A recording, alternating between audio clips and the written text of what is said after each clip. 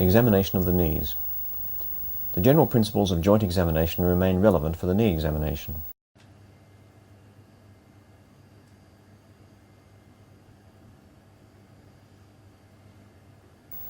The knees and thighs should be exposed. Watch the patient walk and use the opportunity to look for difficulty or pain while walking. Note asymmetry or deformity involving the knees or thighs.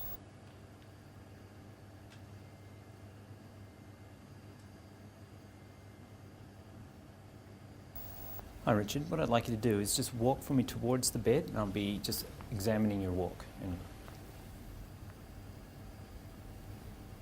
Okay, thanks. Turn around. Wonder if you could actually sit on the, lie down on the bed. I'll just adjust the pillow here. Look carefully at the quadriceps muscles for wasting. Then at the knees themselves for skin changes, especially inflammation, and scars that might suggest injuries or previous surgery. Synovial swelling may be present on the medial side of the patella.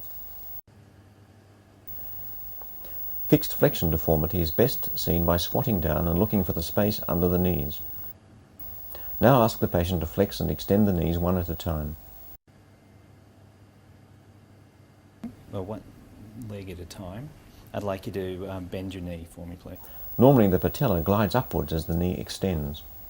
It should remain centered over the femoral condyles. Patellar subluxation causes it to slip laterally during flexion of the knee.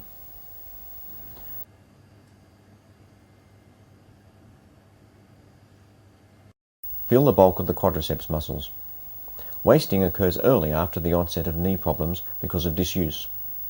Palpate over the knees for warmth and synovial swelling. Test for a joint effusion. The patellar tap is used to confirm the presence of a large effusion.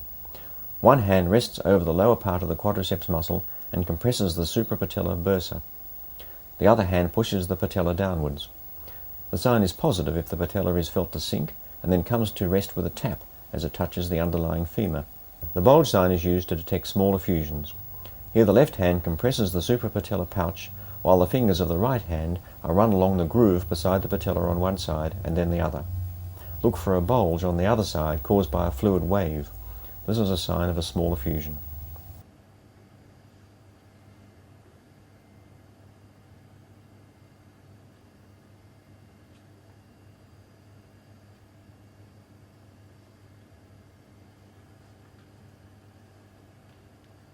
Now test passive flexion and extension.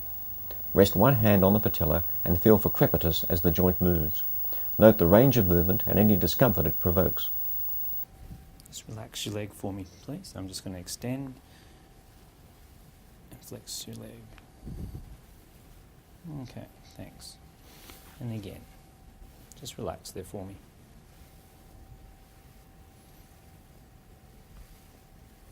Okay, thank you.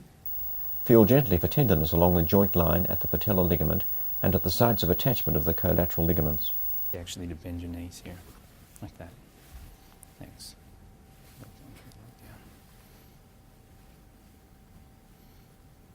Is there any tenderness there? Okay, this leg down.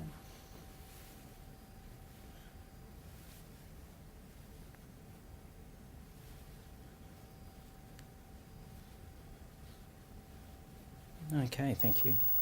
Test the ligaments So next. stay very relaxed. The lateral and medial test. collateral ligaments are assessed with the knee slightly I'm going to flexed. test for laxity in your knee. Lateral and medial movements of the leg on the knee joint are tested. Movements of more than 5 to 10 degrees are abnormal. Okay, thanks. Just relax your leg there.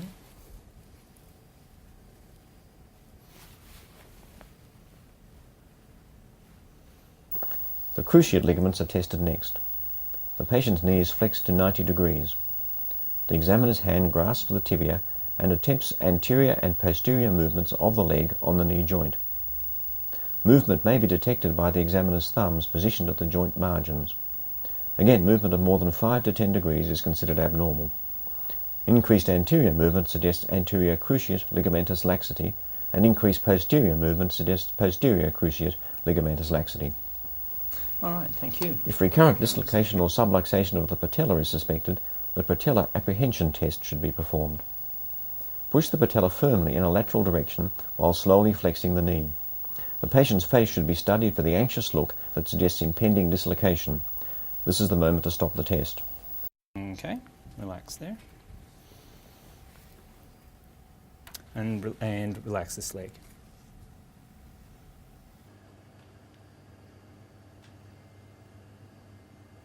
Ask the patient to roll into the prone position. Right, what I'd like you to do now is to roll over and lie on your belly, and I'm just going to adjust the bed down flat.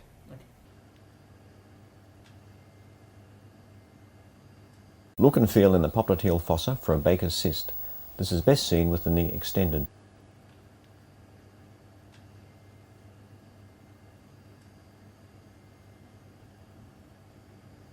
This is also the position in which Apley's grinding test may be performed. This is a test of meniscal damage. The patient's leg is flexed to 90 degrees. The examiner stabilizes the thigh and while pressing on the foot rotates the leg backwards and forwards. Pain or clicking make the test positive. Relax there. Bring this leg up. And okay, good.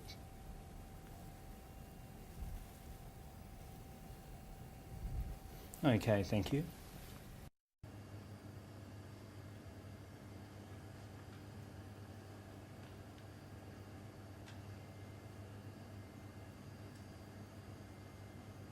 Right, what I'd like you to do now, please, is to stand the patient up again.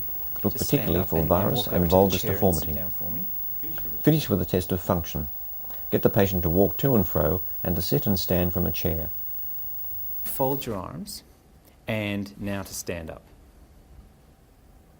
That's good. And back down, please.